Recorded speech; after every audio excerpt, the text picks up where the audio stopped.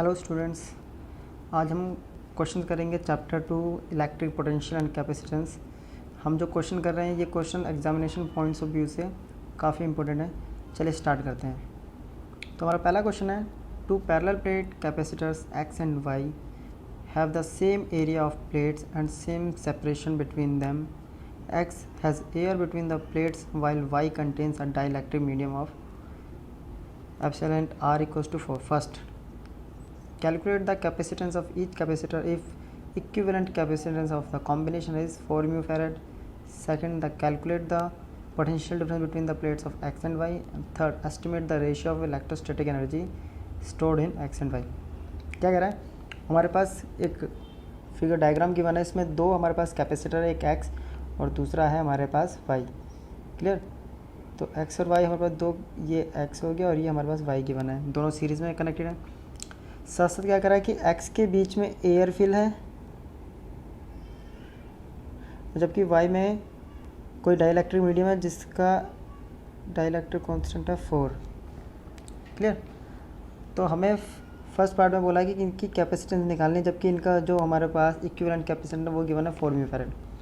तो इसको करने के लिए हम क्या करते हैं, पहले हम लेट कर लेते हैं कि x की कुछ कैपेसिटेंस हमारे पास दिए, लेट कैपेसिटेंस ऑफ x की हमने लेट कर ली c कैपेसिटेंस है। ठीक है, c कैपेसिटेंस है तो y की क्या होगी,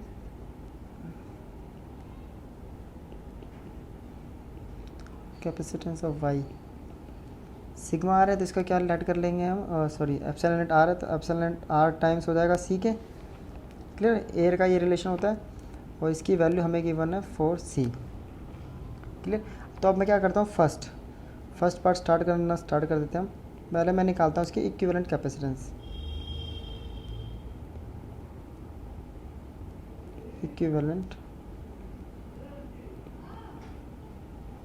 और ये हमें कितना गिवन है, इक्विवेलेंट कैपेसिटेंस 4 म्यू फैरेड। ये दोनों सीरीज़ में हैं, तो ये कैसे होगा, तो इक्विवेलेंट कैपेसिटेंस निकालते हैं। सपोज ये जो दे रखा है ये हमें सी एस गिवन है, तो फॉर्मूला होता है हमारे पास 1/CS = 1/C1, यही होता है ना। तो C1 यानी ये है C और ये दूसरा हमारे पास 1/4C। सॉल्व करते हैं, 4C यहाँ आएगा 4, यहाँ आएगा 1, तो ये आ गया 5/4C। तो 1/CS की वैल्यू आ गई, तो CS की वैल्यू क्या आ गई, 4C/5। अब CS की वैल्यू मेरे पास गिवन है, अपने पास दे रखी है, अपन को बोल वैल्यू जो दे रखी है वो CS की दे रखी है, तो 4C/5। CS की वैल्यू दे रखी है हमें 4, तो इसको अगर मैं सॉल्व करूँगा तो ये कितनी आएगी, C की वैल्यू यहाँ से आ जाएगी 5 म्यू फैरेड। और C किसकी वैल्यू है, तो X के कैपेसिटेंस निकल गया हमारे पास,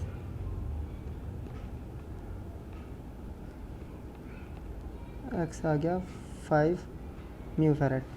अब हमें निकालनी है Y के लिए, तो y का क्या था, रिलेशन आया था 4c, it means 4 × 5 that is 20 mu farad. Clear? तो दो वैल्यू निकल गया हमारे पास, एक निकल गया हमारे पास 20 म्यू फैरेड y के लिए, उसके लिए आएगी। तो फर्स्ट पार्ट हमारा यहाँ कंप्लीट हो गया। सेकंड क्या कह रहा है, हमें पोटेंशियल डिफरेंस निकालना है x और y के लिए। तो पोटेंशियल डिफरेंस, इसके लिए कुछ पोटेंशियल डिफरेंस होगा, इसको Vx लेट कर लेते हैं, और इसके लिए कुछ पोटेंशियल होगा, इसको हमने Vy लेट कर लेते हैं। बट इसमें एक चीज़ सेम है कि इसमें जो चार्ज होगा वो सेम है, तो पहले चार्ज निकाल लेते हैं यहाँ से। तो चार्ज कैसे होगा, अब देखिए चार्ज, तो सेकंड पार्ट स्टार्ट करते हैं।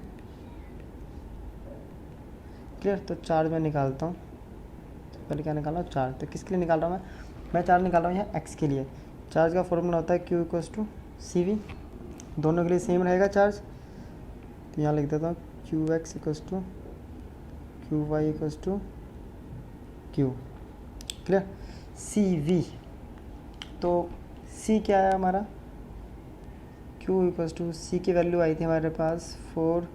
मैं किसके लिए निकालता हूँ, किसी के लिए भी निकाल लेते हैं हम, यहाँ पे वैल्यू पुट कर देते हैं। V की वैल्यू हमें क्या गिवन है, V गिवन हमें यहाँ 15। क्लियर? C की वैल्यू आई हमारे पास, पीछे C की वैल्यू देख लेते हैं। तो C आया था हमारा 4/5, CS इक्विवेलेंट लगा दिया हमने, तो 4C/5 × 15, ये गया 3 पर। 4C की वैल्यू कितनी थी, 20, और इंटू ये कर दिया 3, तो ये आ गया हमारे पास 60। ठीक है, तो ये कितनी वैल्यू आ गई 60, किस में आई थी 60 कूलम ले लेते हैं इसको। ये वैल्यू हमारे पास गिवन आ गई, क्लियर। ये म्यू में आई थी तो हम इसको म्यू कूलम ले लेते हैं, 60 म्यू कूलम। अब हमारे पास ये निकल गया, तो पोटेंशियल क्या होता है हमारा, इसी से अगर मैं निकालूंगा तो पोटेंशियल क्या होगा, तो पोटेंशियल जो एक्स के लॉन्ग वो होगा चार्ज अपॉन में और एक्स का कैपेसिटेंस, क्लियर। चार्ज आया मेरे पास 60, एक्स का कैपेसिटेंस आया है मेरे पास कितना आया था, एक्स का कैपेसिटेंस निकाला था हमने 5, तो वी एक्स कितना आ गया हमारे पास, वी एक्स आ गया हमारे पास 12 वोल्ट, क्लियर। अब सिमिलरली वाई निकाल लेते हैं हम, क्यू अपॉन में सी वाई, क्यू आया है 60 और ये आया था 20, तो ये आ गया हमारे पास 3 वोल्ट, जो कि हमारा ऐड करके टोटल पोटेंशियल 15 के बराबर हो गया। 2 पार्ट कंप्लीट। अब तीसरे पार्ट में हमें क्या बोला है, हमें रेशियो निकालना है इनकी, पहले इलेक्ट्रोस्टैटिक एनर्जी निकालनी है एक्स के अलॉन्ग और वाई उन दोनों का रेशियो। तो थर्ड पॉइंट कह रहा है इलेक्ट्रोस्टैटिक एनर्जी।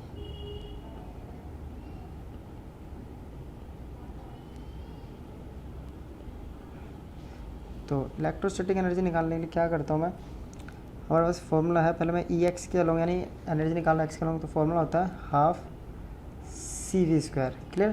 तो एक्स का लिया है तो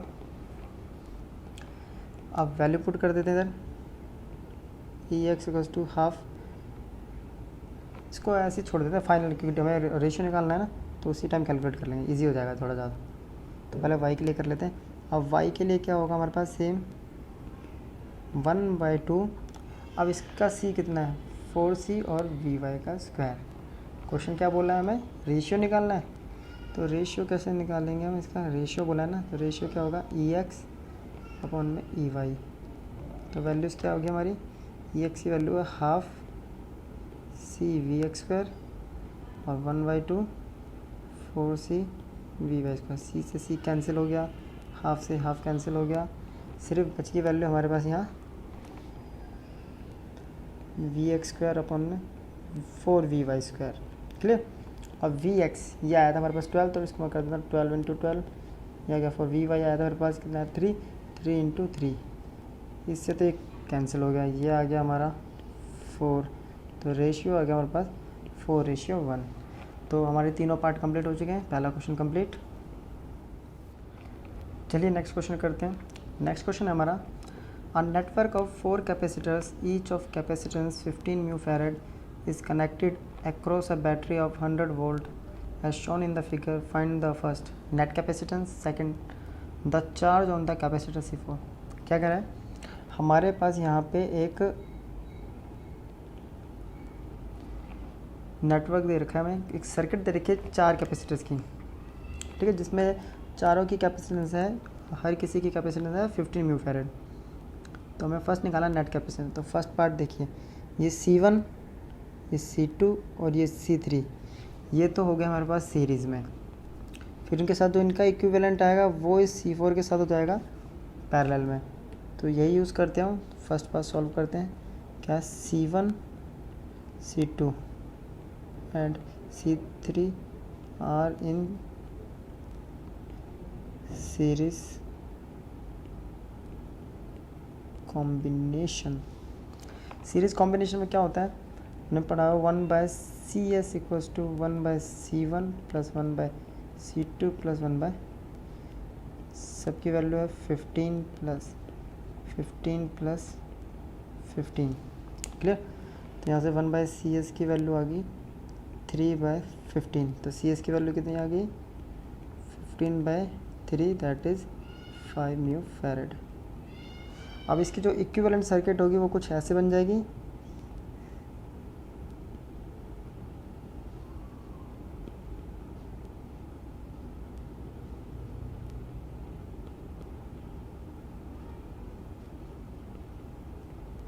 ये हो गया C4 और ये आ जाएगा CS। अब ये दोनों किस में हो गए, ये दोनों हमें गिवन है पैरेलल में, ये क्या पैरेलल में आ गए। अब इट मीन्स CS जो है C4 किस में आ गए,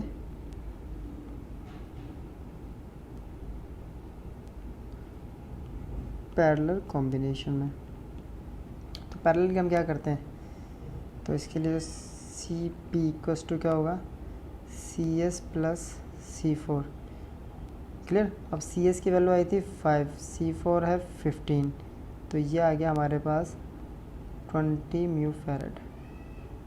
तो यहाँ से हमारे पास इक्विवेलेंट कैपेसिटेंस तो निकल गया।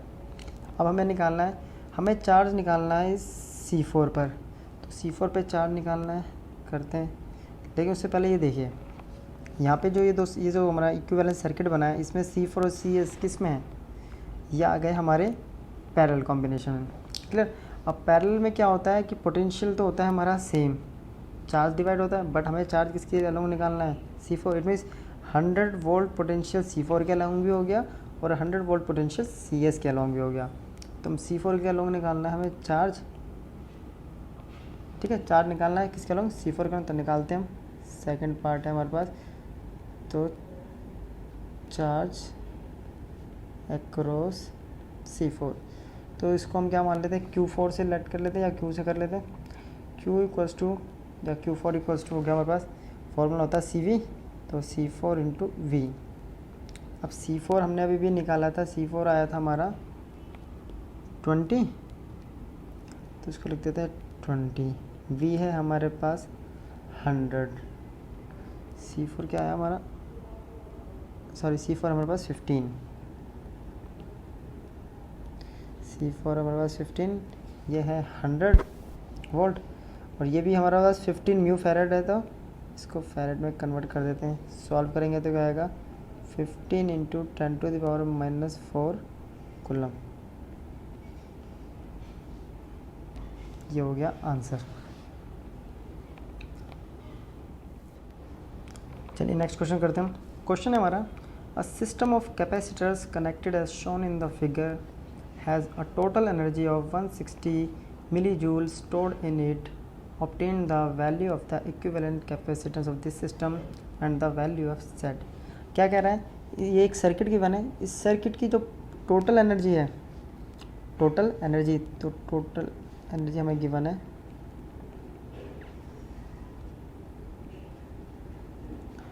160 मिली जूल, जो कि हो जाएगा 160 इंटू 10⁻³ जूल। क्लियर। ये इसकी टोटल एनर्जी हमें गिवन है। तो हमें एक तो इसकी इक्विवेलेंट कैपेसिटेंस निकालनी है सिस्टम के लिए, क्लियर, और दूसरा हमें निकालना है इसके लिए वैल्यू ऑफ Z, यानी Z की कैपेसिटेंस कितनी है, Z की वैल्यू, इस कैपेसिटर Z की वैल्यू कितनी।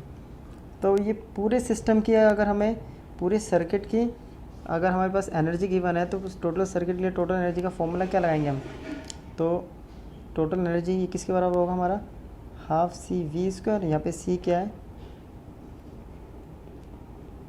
ये आ गया हमारे पास इक्विवेलेंट कैपेसिटेंस, ये हमने मान लिया कि इक्विवेलेंट कैपेसिटेंस C है यहाँ पे। अब यहाँ पे वैल्यू पुट करता हूँ मैं, अगर C नहीं पता, V हमें 200 गिवन है, 200 का स्क्वायर, और ये हमें 16 इंटू 160 इंटू 10⁻³ जूल गिवन है। क्लियर। अब यहाँ से सॉल्व करते हैं, C इक्वल्स टू 160 10⁻³ 2/200, 200, ये तो आ गया 100। अगर इसको मैं सॉल्व कर देता हूँ तो ये आ जाएगा 80, तो ऊपर आ गया 8 इंटू 10⁻², ये 0, और ये हो जाएगा 10⁻², और नीचे 100 इंटू 10⁴ आ गया। इस 4 को अगर ऊपर लेके जाऊँगा तो ये आ जाएगा मेरे पास, ये आ जाएगा 8 इंटू 10⁻⁶। क्लियर। 8 इंटू 10⁻⁶, इस मीन्स कितना आ गया, ये आ गया मेरे पास 8 म्यू फैरेड आ गया। 10⁻⁶ किसकी होती है, ये म्यू के लिए होती है, ये हो गया फैरेड में आया, तो मैंने म्यू फैरेड में कन्वर्ट कर दिया। तो हमारे पास इक्विवेलेंट कैपेसिटेंस तो आ गया।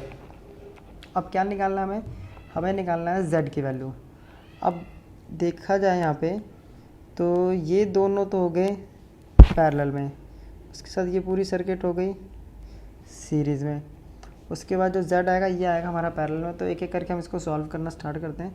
तो सबसे पहले मैं स्टार्ट करता हूँ, मेरे पास क्या था 7 और दूसरा क्या था 3, तो 7 mu farad and 3 mu farad किस में है, ये आर इन पैरेलल कॉम्बिनेशन। अब पैरेलल कॉम्बिनेशन को मान लेते हैं C1 लेट कर लेते हैं सपोज। तो पैरेलल कॉम्बिनेशन कैसे होगा, पैरेलल है ना, तो पैरेलल में तो ये आपका क्या होता है, इसमें सिंपली एल्जेब्रिक सम कर देंगे तो C1 इक्वल्स टू हो गया 7 + 3 that is 10 mu farad. Clear. तो अब इक्विवेलेंट जो सर्किट बनेगी इसकी क्या सी बनेगी, ये था पहले 10 10 15, ये आ गया 10, ये वाला दूसरा 10 जो अभी हमने सॉल्व किया है, और ये आ गया यहाँ पे 15, और यहाँ है Z 10 10, ये हो गया हमारे पास Z गिवन है। क्लियर। और यहाँ पे कुछ पोटेंशियल हमें गिवन था, वो पोटेंशियल 200।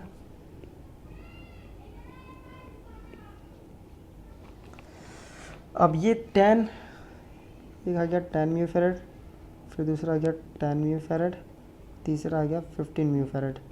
अब ये किस में आ गया, ये आ गया हमारे पास सीरीज़ में।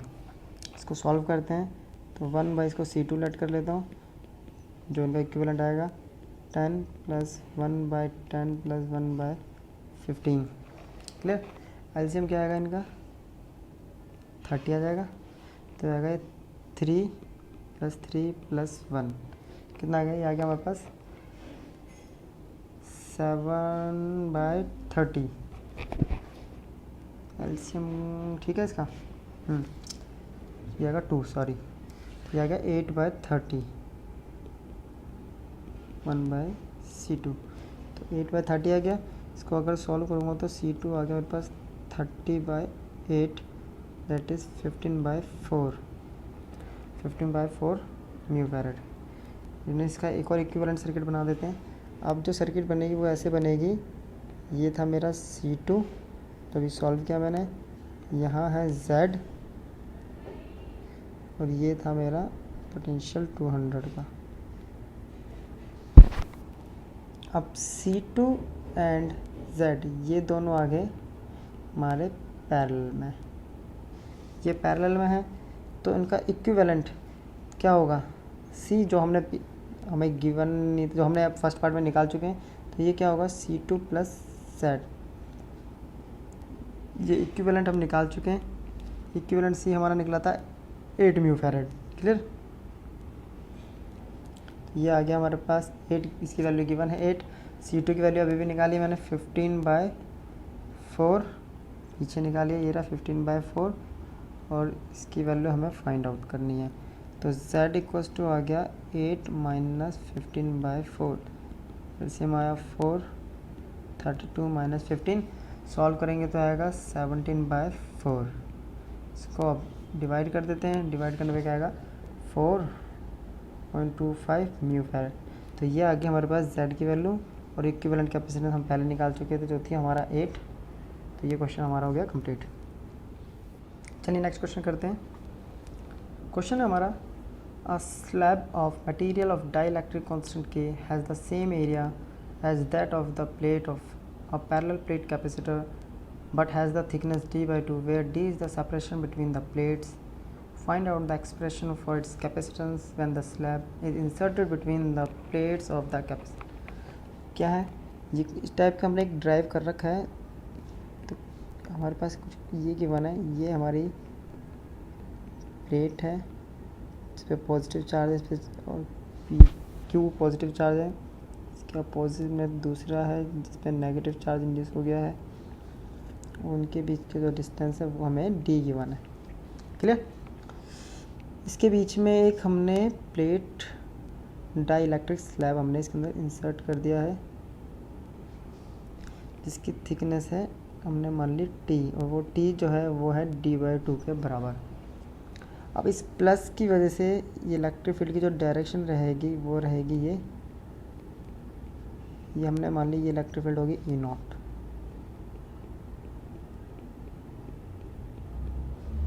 क्लियर। अब इस प्लस की वजह से यहाँ पे इंड्यूस हो जाएगा नेगेटिव, और यहाँ पे हो जाएगा पॉजिटिव, तो ये इसकी डायरेक्शन हो जाएगी इसमें इलेक्ट्रिक फील्ड की, और इस इलेक्ट्रिक फील्ड को हमने लेट कर लिया E। क्लियर। ये हमने इस टाइप का ड्राइव करा हुआ है। इसमें हमें पता है जब हमारा वैक्यूम होता है कैपेसिटेंस तो सी नॉट इक्वल टू होता है epsilon naught A by D. अब हम सबसे पहले हमें क्या निकालना है, इसमें एक्सप्रेशन निकालना है कैपेसिटेंस के लिए। तो सबसे पहले हम इसमें पोटेंशियल निकालते हैं। तो पोटेंशियल निकालते हैं हम, potential difference between the plates क्या होगा, V इक्वल्स टू होता है, V और E में एक रिलेशन होता है EDR, तो वही रिलेशन यूज़ करते हैं V इक्वल्स टू EDT। अगर अंदर के लिए E है और थिकनेस T है तो इसके लिए हम क्या अप्लाई करते हैं, V इक्वल्स टू E हमारा आ गया यहाँ पे T प्लस बाहर की इलेक्ट्रिक फील्ड है E नॉट और इसका थिकनेस कितनी जाएगी, D में से अगर मैं T माइनस कर दूंगा तो D माइनस T, ये हमारी थिकनेस हो जाएगी। इस पूरी में से मैंने ये माइनस कर दी तो आ गया E naught equals to D minus T। Clear. अब इसको सॉल्व करते हैं। अब हमें T गिवन है D/2, तो इसकी जगह पुट कर देते हैं D/2 plus E not D minus D/2। Clear. इसको सॉल्व करते हैं। सॉल्व करेंगे तो हमारे पास क्या आएगा, D/2 अगर मैं कॉमन ले लेता हूँ तो मेरे पास बच गया, एक तरफ तो बच जाएगा मेरे पास E और दूसरी तरफ बच जाएगा E not.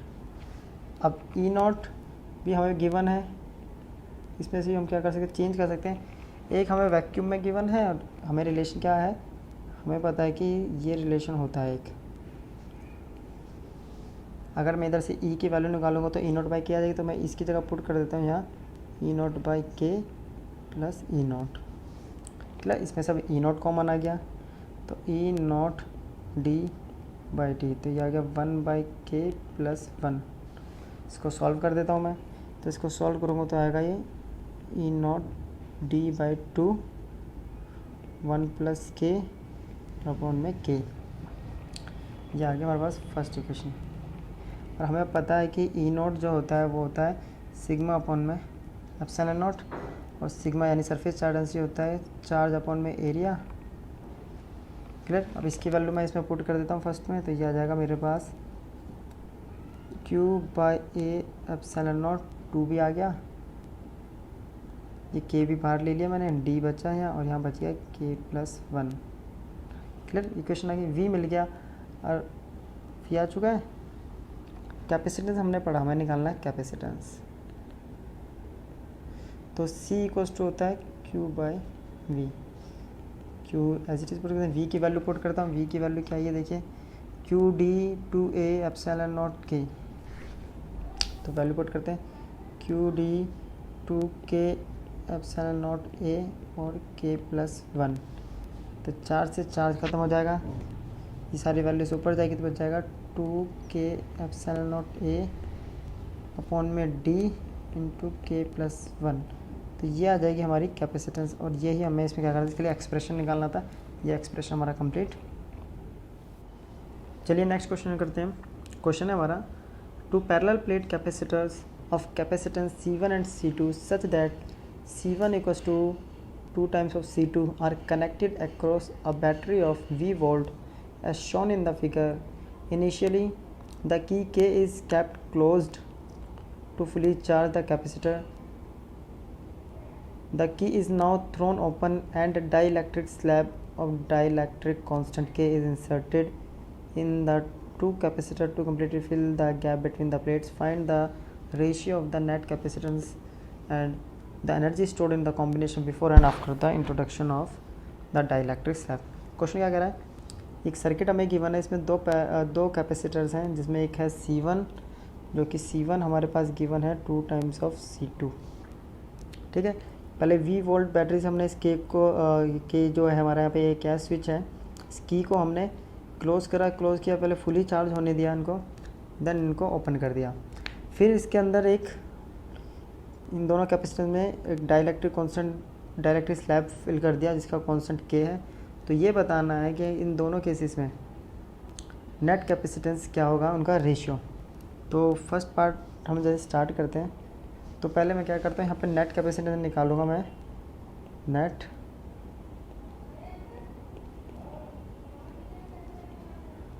Before filling the dielectric slab. Dielectric slab fill करने से पहले नेट कैपेसिटी निकालते हैं। ये दोनों किस में है, पैरेलल में। पैरेलल में है तो मैं इसको मान लेता हूँ सी, इनिशियल मान लेता हूँ सी आई। तो ये क्या होगा, C1 प्लस C2, और C1 जो है वो 2 टाइम्स है C2 का, तो ये आ गया 3C2 CI। ऐसे निकाल लेता हूँ मैं net capacitance after filling the dielectric slab. Dielectric slab fill करने के बाद इसको मैं मान लेता हूँ C फाइनल। तो ये क्या होगा, सेम रहेगा, बस इस पर K टाइम्स हो जाएगा, तो K times of C1 plus K times of C2। इन दोनों में क्या कॉमन आ गया, ये K कॉमन है, तो फिर से C1 प्लस C2, और C1 प्लस C2 की वैल्यू हम निकाल चुके हैं ऊपर, कितनी आती है 3C2, तो ये आ जाएगी C फाइनल जो आएगा वो आएगा हमारा 3 times of K C2। Question आ गई। अब मैं क्या करता हूँ, इन दोनों का रेशियो निकालना है। अगर रेशियो निकालना है तो मैं दोनों को क्या कर देता हूँ, CI और CF को डिवाइड कर देता हूँ। पहली वैल्यू हमारे पास 3C2, फाइनल की value 3K times of C2, C2 से C2 कैंसिल, ये कैंसिल, तो रेशियो कितना आ गया हमारे पास, आ गया 1/K। तो रेशियो में इसमें कन्वर्ट कर देते हैं, तो CI रेशियो CF, तो 1/K। फर्स्ट पार्ट तो निकल गया। सेकंड में क्या बोल रहा है, एनर्जी हमें निकालनी है stored in the combination before and after the introduction of direct slab, इनका भी रेशियो निकालना है हमें, तो निकाल देते हैं। फर्स्ट सेकंड पार्ट है। सेकंड में मैं पहले बिफोर के लिए फिर से वही energy stored in the combination for filling dielectric slab। तो इसको मान लेता हूँ UI। फॉर्मूला क्या होगा, 1/2 Q स्क्वायर और अपॉन में जो भी इसका इनिशियल में जो C की वैल्यू आई होगी, C की वैल्यू आई थी 3C2। सिमिलरली तो U फाइनल भी ऐसे निकाल लेता हूँ मैं। U फाइनल क्या होगा, 1/2 Q स्क्वायर, ये आया था हमारा 3K C2 कैपेसिटेंस हो गया। अब इनका क्या निकालना है, रेशियो। रेशियो आएगा मेरा UI अपॉन में U फाइनल। रेशियो ये है 1/2 Q स्क्वायर अपॉन में 3C2 और 1/2 Q स्क्वायर अपॉन में 3K C2। ये कैंसिल से ये कैंसिल, ठीक है। अब इसको सॉल्व कर देते हैं, 3 से 3 कैंसिल, ये कैंसिल, तो UI अपॉन में UF ये आ जाएगा हमारा, K ऊपर चला जाएगा तो K/1, तो रेशियो आ गया UI ratio UF equals to क्या आ गया हमारे पास, K/1। तो एनर्जी का रेशियो भी निकल गया और कैपेसिटेंस का भी रेशियो निकल गया। चलिए नेक्स्ट क्वेश्चन करते हैं हम। क्वेश्चन है हमारा, two capacitors of unknown capacitance C1 and C2 are connected first in series and then in parallel across a battery of 100 volt. If the energy stored in the two combination is 0.045 joule and 0.25 joule respectively, determine the value of C1 and C2, also calculate the charge on each capacitor in parallel combination. क्या बोल रहा है, दो capacitor C1 C2 उनको पहले series में connect किया गया है एंड देन पैरेलल कनेक्शन में किया गया, और दोनों ही केसेस में बैटरी जो है 100 वोल्ट की इसमें लगाई गई है। सीरीज़ में जो कॉम्बिनेशन की जो टोटल एनर्जी आ रही है वो 0.045 जूल आ रही है और पैरेलल में आ रही है 0.25 जूल। तो हमें C1 C2 की वैल्यू निकालनी है। साथ साथ फिर पैरेलल कॉम्बिनेशन में चार्ज निकालना है दोनों ही कैपेसिटर्स पर। तो क्वेश्चन स्टार्ट करते हैं। तो पहले हम सीरीज़ कॉम्बिनेशन के लिए करते हैं।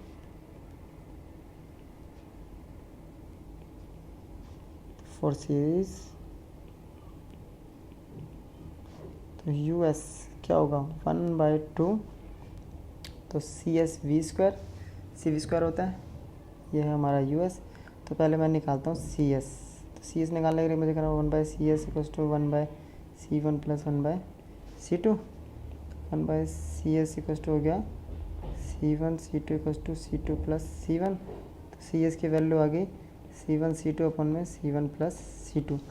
इस वैल्यू को मैं इस एनर्जी की इक्वेशन में पुट कर देता हूँ। तो US equals to 1/2 C1 C2 अपन में C1 प्लस C2 और V स्क्वायर। क्वेश्चन आ गई फर्स्ट। सॉरी, अभी वैल्यूज़ भी गिवन नहीं की तो पहले में वैल्यू भी पुट कर देते हैं। तो वैल्यू है US की वैल्यू आ रही है हमारे पास 0.045 1/2 C1 C2 C1 plus C2 V की वैल्यू है 100 का स्क्वायर। तो ये क्वेश्चन फर्स्ट हमारे पास। अब सेकंड केस क्या दे रखा है हमारे पास, पैरेलल। तो फॉर पैरेलल कॉम्बिनेशन, तो parallel combination UP equals to 1/2 CP V square CP। तो CP क्या आएगा हमारा C1 प्लस C2, पैरेलल में सिंपली ऐड हो जाता है। तो पुट कर देता हूँ। तो UP बराबर 1/2 C1 प्लस C2 और V स्क्वायर। क्लियर। आप इसमें क्या करते हैं, इसकी वैल्यूज पुट करते हैं। इसकी वैल्यू है हमारे पास 0.25 1/2 C1 प्लस C2 और V की वैल्यू है 100 का स्क्वायर। इसको ला के सॉल्व कर देता हूँ मैं। C1 plus C2 equals to 0.25 into 2 divided by 100 का स्क्वायर। इसको सॉल्व करूँगा तो क्या आएगा, 2 को मल्टीप्लाई किया तो 0.5 और ये ऊपर आएगा 10⁻⁻4। तो C1 प्लस C2 को 10⁻⁻4 ये आगे क्वेश्चन हमारी आगे सेकंड। क्लियर, क्वेश्चन सेकंड आ गया। यहाँ तक हो गया। अब इक्वेशन सेकंड को क्या करते हैं हम, इसको पुट कर देता हूँ मैं ये यहाँ पर क्वेश्चन फर्स्ट में। तो फ्रॉम क्वेश्चन फर्स्ट क्या है ये, question first 0.045 equals to 1/2 C1 C2 C1 plus C2 की वैल्यू मैं यहाँ पुट करता हूँ 0.45 इंटू 10⁻⁻4 और यहाँ पे V का स्क्वायर है 100 का स्क्वायर। ये रहा, सारी वैल्यू को सॉल्व करते हैं चलो। C1 C2 की वैल्यू आएगी कुछ 0.045 इंटू 2 इंटू 0.5 इंटू 10⁻⁻4 अपॉन में 100 का स्क्वायर। इन दोनों को मल्टीप्लाई करूँगा तो आएगा 1। ये नीचे 10⁻4 ऊपर 10⁻4 10⁻8 आ गया।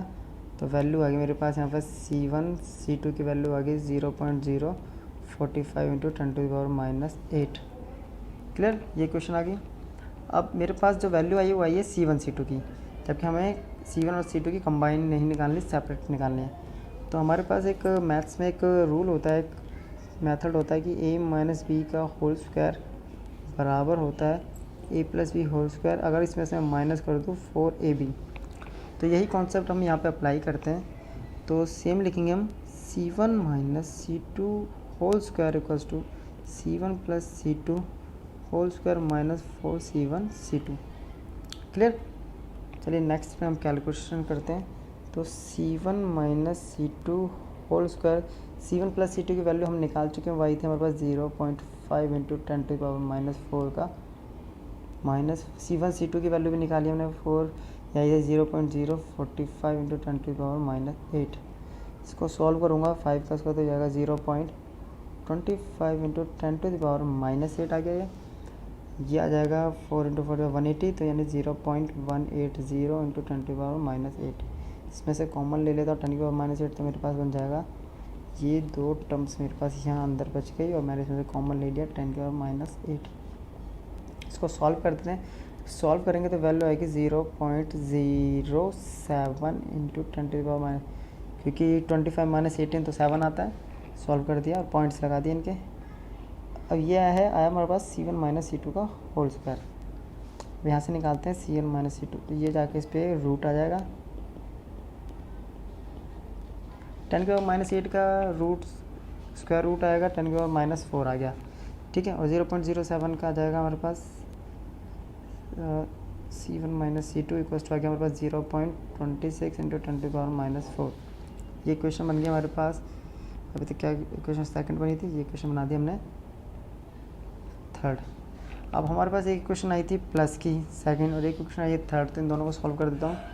तो on solving equation second and second equation थी हमारे पास, वो थी C1 plus C2 equals to 0.5 into 10⁻⁻4। ये equation C1 minus C2 equals to 0.26 into 10⁻⁴। ये कट गया, इसको सॉल्व कर देते हैं। तो सॉल्व करेंगे तो यहाँ से C1 की वैल्यू आएगी 0.38 इंटू 10⁻⁴। ऐसे ही फिर इसको सॉल्व कर C2 की वैल्यू निकालेंगे, आएगी 0.12 10⁻⁴। ये आगे फिर तो फर्स्ट पार्ट तो हो गया हमारा कंप्लीट। सेकंड में बोला है कि हमें चार्ज निकालना है जबकि दोनों का कॉम्बिनेशन पैरेलल में हो। अब जब पैरेलल कॉम्बिनेशन होता है तो हमारा चार्ज क्या होता है, डिवाइड हो जाता है। तो पैरेलल कॉम्बिनेशन में चार्ज निकालता हूँ तो मैं Q1 जब निकालूंगा तो उसके लिए क्या करना पड़ेगा मुझे, C1V। अब C1 कितना आया था मेरा, यह आया 0.38 इंटू 10⁻⁴, V आया 100। इन दोनों को सॉल्व करूँगा तो कितना आएगा, ये तो एज इट इज़ बच जाएगा, इसमें आएगा 10⁻⁻2, तो ये आ गया 10⁻⁻2 कूलम।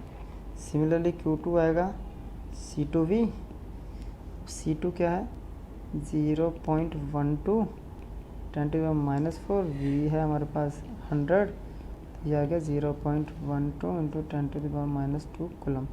तो ये आ गए हमारे चार्ज और ये आ गया हमारे कैपेसिटेंस। ये हमें निकालना था, दोनों पार्ट हमारे सॉल्व हो चुके हैं। चलिए नेक्स्ट क्वेश्चन करते हैं। क्वेश्चन है हमारा, two identical parallel plate capacitor A and B are connected to a battery of V volts with the switch S is closed. The switch is now open and the free space between the plates of the capacitor is filled with a dielectric constant K. Find the ratio of the total electrostatic energy stored in both capacitors before and after the introduction of the dielectric. क्या करा, ये एक हमारे पास circuit given है। इस circuit में दो identical हमारे पास कैपेसिटर गिवन है, तो जिनकी कैपेसिटी हम कैपेसिटेंस लेट कर लेते हैं कि इनकी लेट कैपेसिटेंस कितनी है। लेट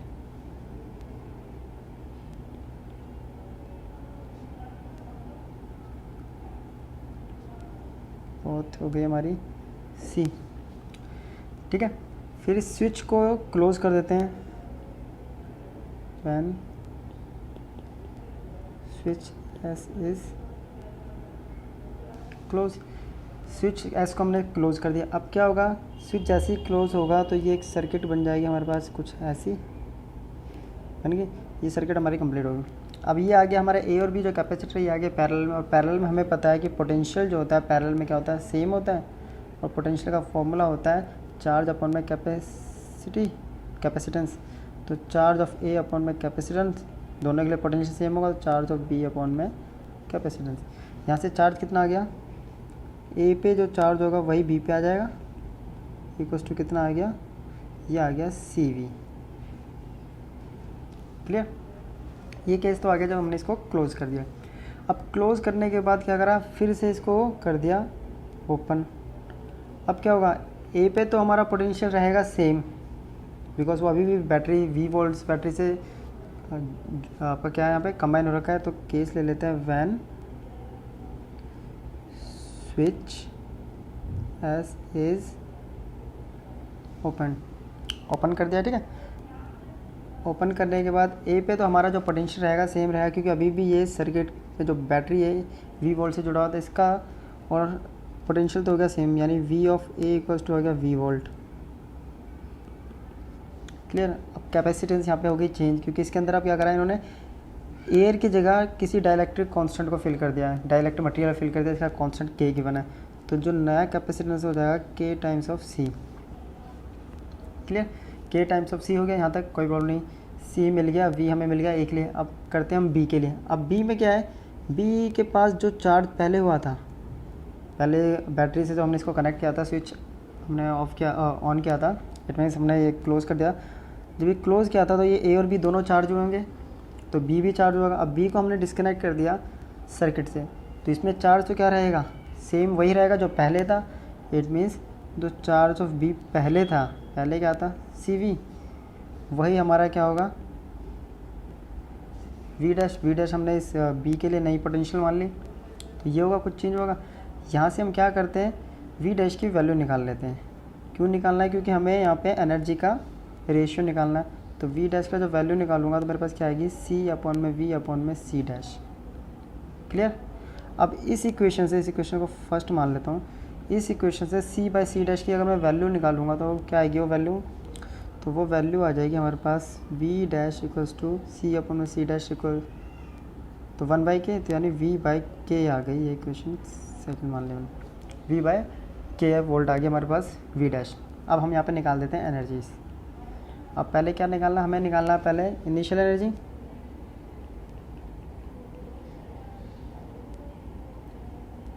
तो इसको मैं यू आई मान लेता हूँ। यू आई क्या होगा, पहले की कैपेसिटेंस थी सी, वी पोटेंशियल था, बी वाले की कैपेसिटेंस सी और वी पोटेंशियल था। क्लियर। जो कि ऐड कर देंगे तो आ गया हमारा सी वी स्क्वायर। अब निकाल लेता हूँ मैं final U F. First capacitance change हो गई बट एक ही पोटेंशियल वी वोल्ट थी। बी के केस में कैपेसिटेंस भी चेंज होगी और पोटेंशियल भी चेंज हो गई।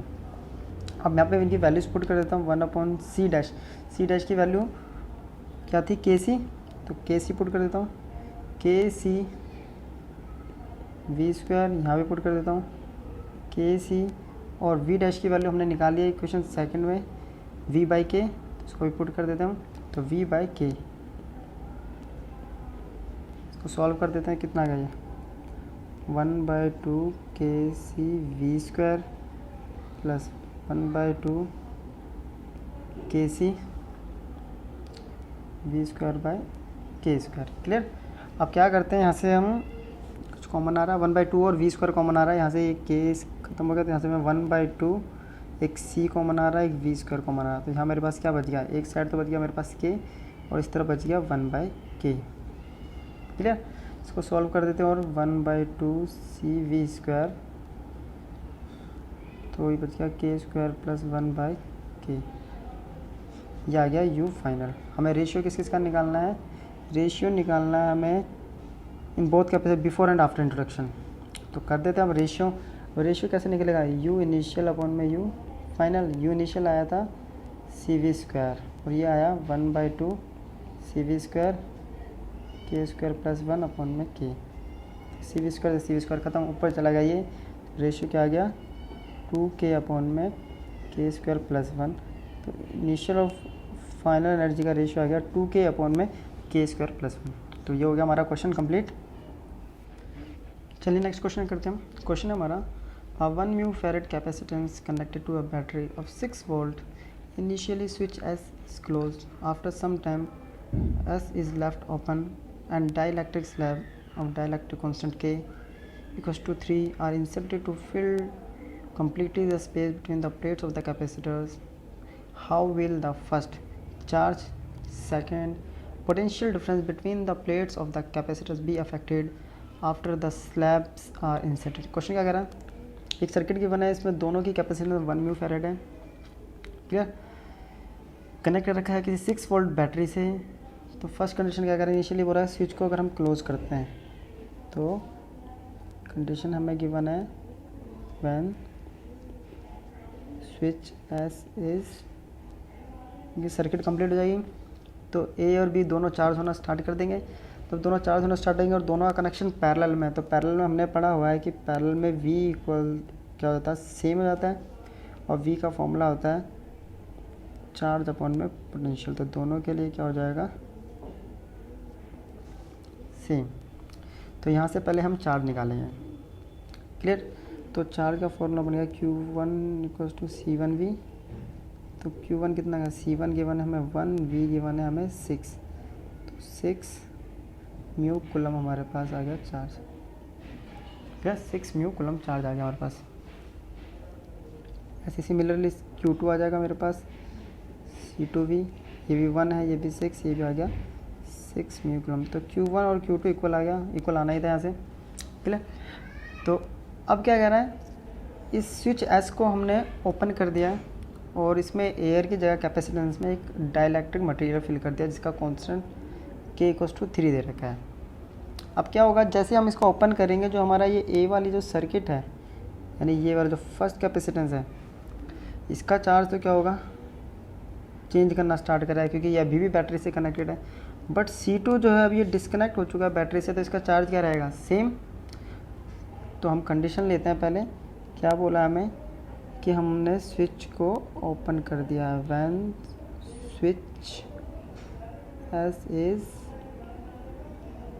ओपन कर दिया, कोई प्रॉब्लम नहीं। तो यहाँ पे हमारे पास जो नया कैपेसिटेंस आएगा C1 जो होगा वो k टाइम्स होगा C1 के, और k की वैल्यू हमें गिवन है 3, तो वैल्यूज पुट करते हैं हम यहाँ पे। तो C1 हो गया हमारा k times 3 times of C1 है हमें 1, तो ये हो गया हमारे पास 3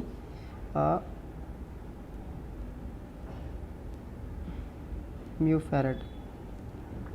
C1 आ गया, कोई प्रॉब्लम नहीं, 3 म्यू फैरेड आ गया, ये कोई प्रॉब्लम नहीं, C1 आ गया।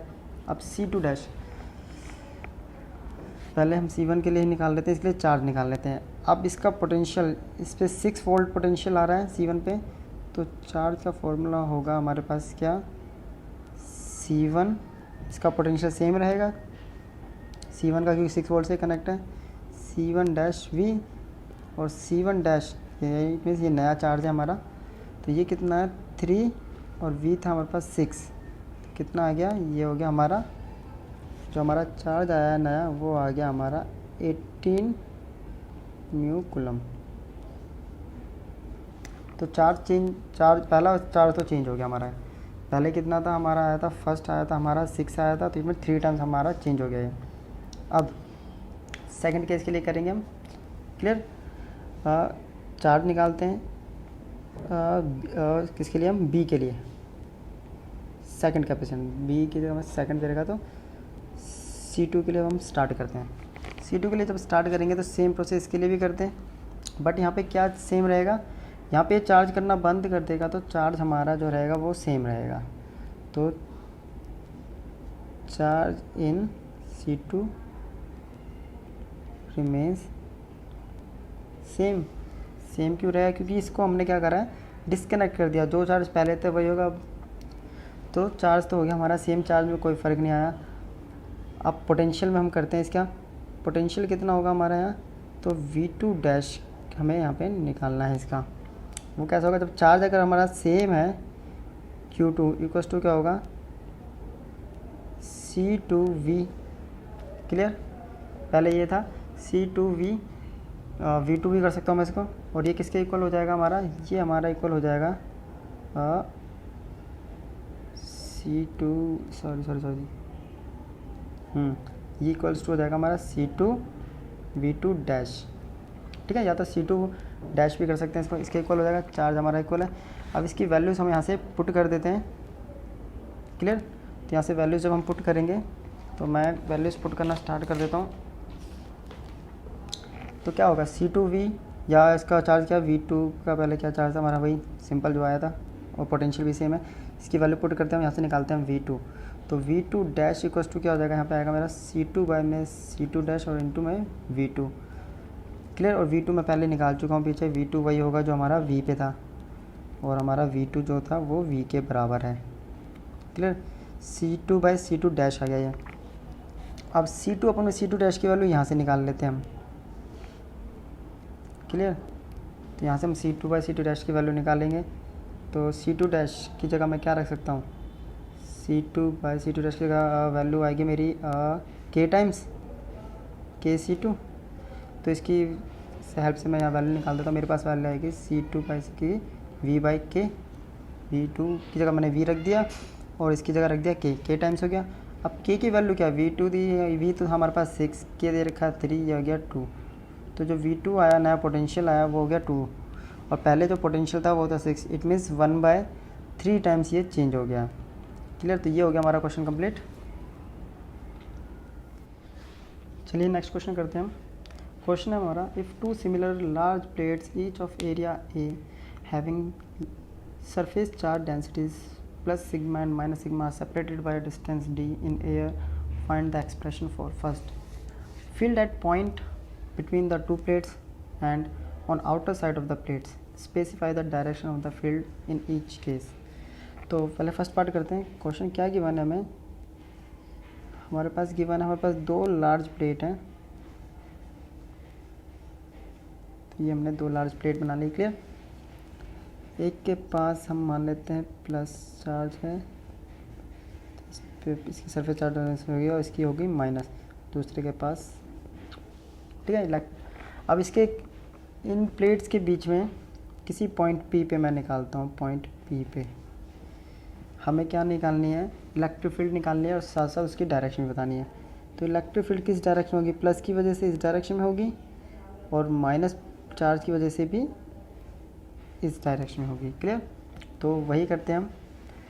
तो डायरेक्शन तो होगी हमारी सेम फर्स्ट केस में, यानी दोनों सेम डायरेक्शन में। तो एक्सप्रेशन हम करते हैं। सबसे पहले हम क्या निकालते हैं इसका, इलेक्ट्रिक फील्ड। तो पहले मैं निकालता हूँ इलेक्ट्रिक फील्ड, मैं निकाल रहा हूँ due to a plate at, या पहले positive of positive charge at point P। तो इसको मैंने इवन मान लिया। इसका फॉर्मूला क्या होगा, प्लेट्स के लिए हमने पढ़ा हुआ है, सिग्मा अपॉन में 2 times of epsilon not. Similarly E2 क्या हो जाएगा हमारा, सिग्मा अपॉन में 2 टाइम्स ऑफ एप्सिलॉन नॉट। ठीक है, ये तो हो गया। और डायरेक्शन क्या होगी, same direction, both same direction. अब नेट इलेक्ट्रिक फील्ड जो होता है वो होगा हमारा E1 प्लस E2, ये हमने करा हुआ है पहले भी। तो सिग्मा अपॉन में 2 टाइम्स ऑफ एप्सिलॉन नॉट होगा, सिग्मा अपॉन में 2 टाइम्स ऑफ एप्सिलॉन नॉट, तो ये हो गया सिग्मा अपॉन में एप्सिलॉन। तो फर्स्ट पार्ट तो हो गया हमारा इलेक्ट्रिक फील्ड, फर्स्ट पार्ट का first half between the plate. अब कह रहा है कि outer side of the plate क्या होगी। हमें पता है किसी भी प्लेट के आउटर क्या होती है, कोई चार्ज हम नहीं होता, तो इसका इलेक्ट्रिक फील्ड क्या होगी आउटर साइड में, या outside the plate electric field कितनी होगी, तो इलेक्ट्रिक फील्ड बी 0। ठीक है, क्यों होगी, क्योंकि इनकी डायरेक्शन क्या हो जाएगी, एक की डायरेक्शन ये होगी और एक की यानी अपोजिट डायरेक्शन वजह से, तो ड्यू टू ऑपोजिट डायरेक्शन,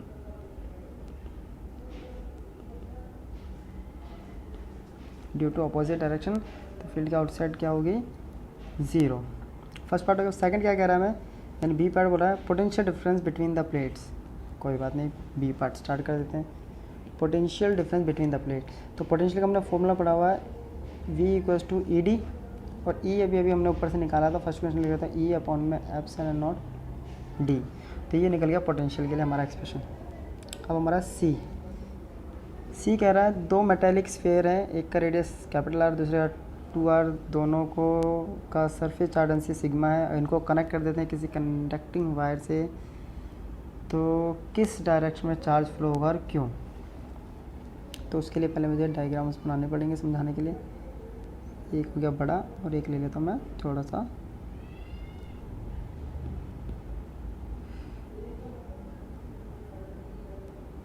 बड़ा। क्लियर। इसका रेडियस हमें गिवन है r और इसका रेडियस हमें गिवन है 2r। दोनों को एक कंडक्टिंग वायर से मैं यहाँ कनेक्ट कर देता हूँ, कनेक्ट हो गया। तो मैं क्या करता हूँ, एक एक करके इसमें से पोटेंशियल निकाल लेता पहले, क्योंकि हमें पता है कि चार्ज जो फ्लो होता है पोटेंशियल डिफरेंस के बेस पे फ्लो होता है, हायर टू लोअर। तो मैं पोटेंशियल निकालता पहले, किसका पोटेंशियल निकाल रहा हूँ मैं at surface of radius capital R के लिए। तो इसके लिए फॉर्मूला क्या होता है पोटेंशियल का, के क्यू बाय आर जनरली। अब क्यू हमने पढ़ा हुआ है, क्यू हमारा क्या होता है, सरफेस चार्ज डेंसिटी होता है सिग्मा बाय यानी सिग्मा इंटू ए, पढ़ा हुआ सिग्मा इक्वल होता है क्यू बाय ए। तो यहाँ से पुट कर देते हैं हम, वैल्यू हो जाएगी के सिग्मा ए बाय आर। अब आता है ए क्या है यहाँ पे एरिया, तो स्फीयर का सरफेस एरिया क्या होता है के sigma 4 pi R square upon में आर, एक आर से आर कैंसिल। अब इसको थोड़ा सा अरेंज कर देते हैं, तो 4 पाई आर के सिग्मा, 4 पाई आर के सिग्मा आ गया फर्स्ट वाले के लिए। अब दूसरे के लिए निकाल लेते हैं हम। दूसरा स्फीयर के लिए अगर हम पोटेंशियल निकालता हूँ, मैं पोटेंशियल किस लिए निकाल रहा हूँ मैं, 2r वाले के लिए, एट सरफेस ऑफ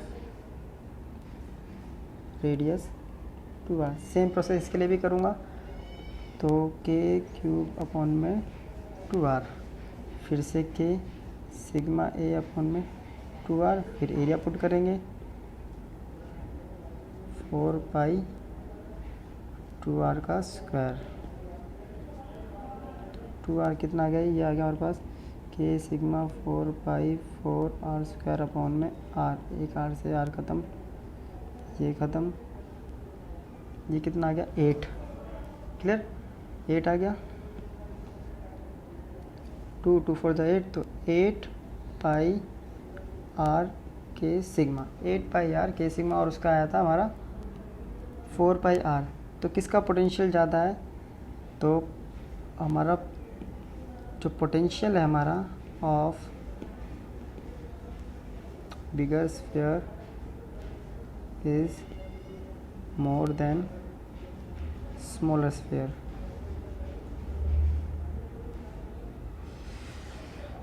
तो पोटेंशियल कहाँ से कहाँ ट्रांसफ़र, आपका चार्ज कहाँ से कहाँ फ्लो करेगा, चार्ज फ्लो करेगा, charge will flow from bigger to smaller. तो ये क्वेश्चन का हमारे तीनों पार्ट हो गया, कंप्लीट हो गया। चलिए नेक्स्ट क्वेश्चन करते हैं। क्वेश्चन है हमारा, अ dipole with its charge -q and +q located at the point 0 - b0 and 0 + b0 is present in a uniform electric field E. The equipotential surface of this field are planes parallel to yz plane first. What is the direction of electric field? Second point है, how much torque would the dipole experience in the field? क्या कह रहा है question, तो इसको पहले हम समझाते हैं। ये हमारे पास एक एक्सिस हो गया, ये हमारे पास एक ये z axis, clear, x dash, y dash, z और z डैश, क्लियर। हमारा इस पर एक डाइपोल रखा हुआ है, -q चार्ज जो रखा हुआ है, तो वो रखा है 0 -b और 0 पे, तो यहाँ पे कहीं हो गया हमारा -q चार्ज। इसके कोऑर्डिनेट हो गए, सिर्फ y एक्सिस पे रखा हुआ है क्योंकि यहाँ पे दोनों ही कोऑर्डिनेट जो है x और z के 0 गिवन है। दूसरा है ये हमारा +q, इसके कोऑर्डिनेट है 0 b और 0। तो इसका लेंथ कितनी हो गई है, ये b + b कितनी हो गई 2b। तो फर्स्ट चीज़ हमें गिवन मिल गई यहाँ पे, तो length of dipole equals to 2b, clear, मिल गए 2b, कोई प्रॉब्लम नहीं। अब हमें फर्स्ट पार्ट करना है, किसकी डायरेक्शन बतानी, इलेक्ट्रिक फील्ड की। अब हमने पढ़ा हुआ है, फर्स्ट पार्ट के लिए हम स्टार्ट करते हैं। जो इलेक्ट्रिक फील्ड होता है वो ऑलवेज क्या होता है, इज़ परपेंडिकुलर टू इक्विपोटेंशियल। हमने इसकी प्रॉपर्टीज़ में और बिहेवियर में पढ़ा हुआ है। यहाँ पे लिखा हुआ जो इक्विपोटेंशियल सरफेस है वो वाई प्लेन के क्या है, पैरेलल है।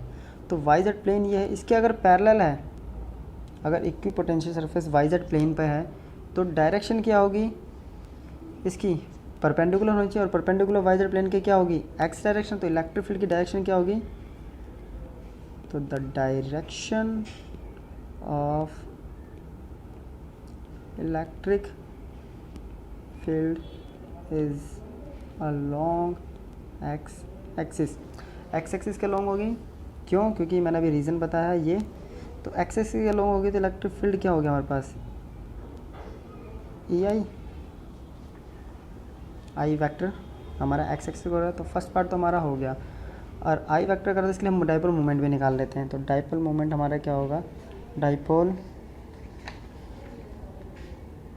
मोमेंट, तो P इक्वल्स टू हमारा डाइपोल मोमेंट का फॉर्मूला होता है Q इंटू डिस्टेंस, और इसकी डायरेक्शन क्या होगी, डाइपोल मोमेंट की डायरेक्शन होगी हमारी जेड एक्सिस पे, वाई एक्सिस पे बन रहा है तो हम इसके ले लेंगे जे कैप, तो डाइपोल मोमेंट हमारा निकल गया। सेकंड पार्ट में हमें बोल रहा था टॉर्क। तो टॉर्क का फॉर्मूला क्या होता है, हमने टॉर्क का फॉर्मूला पढ़ा हुआ है P cross E, clear, P cross E, या ये कह सकते हैं P vector cross E vector. अब P वेक्टर जो हमारे पास आया वो आया है हमारे पास Q2B J, और E वेक्टर मेरे पास है E I कैप। अब इसको हम सॉल्व करेंगे तो क्या आएगा, Q2B I क्रॉस या J क्रॉस I क्या होता है माइनस, तो ये बन गया हमारा हमें क्या निकालना है इसमें, हाउ मच विल टाइप, तो ये आ गया हमारे पास minus Q into 2B, minus Q into 2B। But हमें क्या निकालना है, टॉर्क क्या निकालना है हमें, तो अगर ये तो आगे हमारी ये तो डायरेक्शन शो कर रहा है, अगर इसका हम वो निकाल देते हैं मैग्नीट्यूड, तो ये आ जाएगा Q इंटू 2B, तो Q इंटू 2B और साथ साथ बच गया E, ये हो गया हमारा मैक्सिमम या टॉर्क, जितना टॉर्क यह कर रहा है। चलिए नेक्स्ट क्वेश्चन करते हैं हम। क्वेश्चन हमारा, a spherical capacitor consist of two concentric spherical conductors held in position with suitable insulating support. Show that the capacitance of the spherical capacitor is given by where R1 R2 are the radii of outer and inner sphere। क्या कह रहा है, ये हमारे पास कुछ एक circuit given है, हमारा डायग्राम गिवन है, इसमें दो स्फेरिकल कैपेसिटर हैं, जिसमें बड़े वाले का रेडियस R1 है, छोटे वाले का रेडियस R2 है, और इसको ये इंसुलेटिंग सपोर्ट से कवर किया गया। तो हमें इसकी कैपेसिटेंस बतानी है कि ये शो करनी है, प्रूव करके ये लिखानी है इसकी कैपेसिटेंस इतनी होती है। तो स्टार्ट करते हैं। सबसे पहले हमने पढ़ा हुआ है कि V इक्वल्स टू होता है हमारे पास E dot D R, clear, और E इक्वल्स टू होता है हमारे पास KQ by R D R. यहाँ से हम V निकालते हैं। अब V कहाँ से कहाँ निकालेंगे, हमारा लिमिट जो पुट करेंगे हमारे छोटे स्फीयर से यानी स्मॉल से बड़े की तरफ जा रहा है, हमारे टोटल का निकालना है कैपेसिटेंस, तो मैं V निकालता हूँ, ये होगा dV। अब इसका तो हो जाएगा, इंटीग्रेशन कर दिया dV का इंटीग्रेशन V, इसका इंटीग्रेशन कर दिया मैंने KQ बाय R और dr, KQ by R square, sorry ये इलेक्ट्रिक फील्ड होता है KQ बाय R स्क्वायर कर दिया, और ये पुट कर दिया हमने R2 से R1, KQ हमारा बाहर, R2 को ऊपर लेके आया,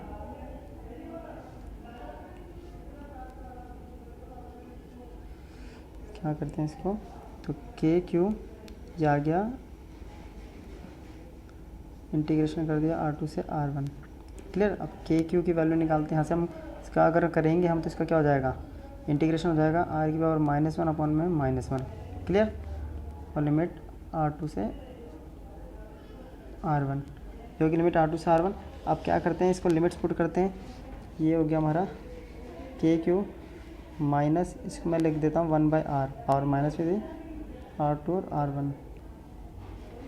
अब मैं क्या करता हूँ, लिमिट्स पुट करता हूँ, तो मैं लिमिट पुट करूँगा तो एक बार मैं पुट कर दूँगा अपर और एक बार पुट कर दूँगा मैं लोअर, क्लियर। एक बार अपर एक बार इस माइनस को अंदर लेके जाऊँगा तो क्या हो जाएगा मेरे पास KQ 1/R2 माइनस 1/R1, यहाँ तक आ गया। अब इस V इसको थोड़ा सा और सिंप्लीफाई कर लेते हैं, क्योंकि हमारा R1 R2 के टर्म में है, इधर आ गया हमारा R1 और इधर आ गया हमारा R2, तो ये तो निकल गया V। कैपेसिटेंस होता है हमारा चार्ज अपॉन में पोटेंशियल, चार्ज हमने Q ऐड कर लिया, पोटेंशियल पास KQ R1 minus R2 upon में R1 R2, क्लियर। तो Q से Q ख़त्म, नीचे तो आ गया K, और ये R1 R2 ऊपर चला गया, R1 R2 अपॉन में K times of R1 minus R2, ये आ गया capacitance.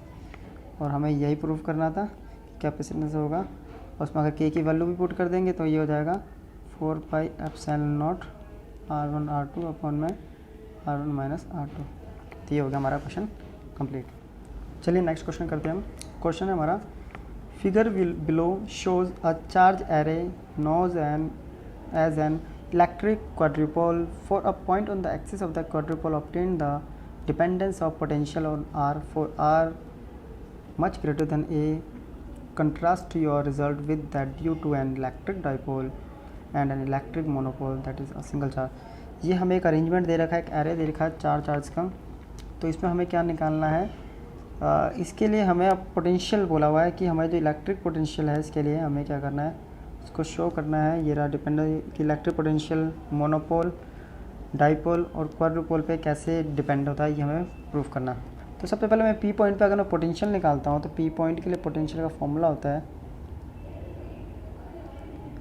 Potential at point P. P के लिए सबसे जनरल फॉर्मूला होता है हमारा के क्यू बाई आर। अब मैं इस पर पोटेंशियल निकालूंगा पी पॉइंट पे, तो ये 4 चार्जेस की वजह से निकलेगा। तो v इक्वल्स टू मैं यहाँ पे k कॉमन ले लेता हूँ, तो फर्स्ट प्लस क्यू चार्ज। अब इसका डिस्टेंस, टोटल डिस्टेंस है r, ये डिस्टेंस r है और यहाँ तक का हमें लेना है। तो ये कितना हो गया हमारा r माइनस है, तो ये आ गया हमारा r माइनस है। दूसरा चार्ज है मेरे पास माइनस क्यू, डिस्टेंस कितना है इसका पी पॉइंट पे, सिंपल जनरली r। तीसरा चार्ज है फिर से माइनस क्यू, फिर डिस्टेंस भी सेम। और लास्ट चार्ज है मेरे पास प्लस क्यू और डिस्टेंस क्या हो गया ये r और यहाँ तक a, तो ये आ गया मेरे पास r प्लस ए। क्लियर? तो r प्लस ए मेरे पास यहाँ पे हो गया। अब मैं क्या करता हूँ, इसको अब सॉल्व करना स्टार्ट करते हैं। सॉल्व करते हैं तो k को अभी एज इट इज़ छोड़ देते हैं। k सबका एल्शियम ले लिया, तो एल्शियम क्या आएगा r इंटू r माइनस ए और r प्लस ए। यहाँ से ये गया तो इस तरफ बच गया मेरा r इंटू आर प्लस ए। यहाँ से r गया तो यहाँ आ गया मेरा r माइनस ए और r प्लस ए। इधर भी सेम आएगा r minus A R plus A, तो माइनस था तो मैं इसको कर देता हूँ और 2 टाइम्स। क्लियर? 2 बार आएगा। और लास्ट r प्लस ए क्या, तो ये बच गया मेरे पास यहाँ प्लस का r इंटू आर माइनस ए। अब इसकी कैलकुलेशन स्टार्ट करते हैं।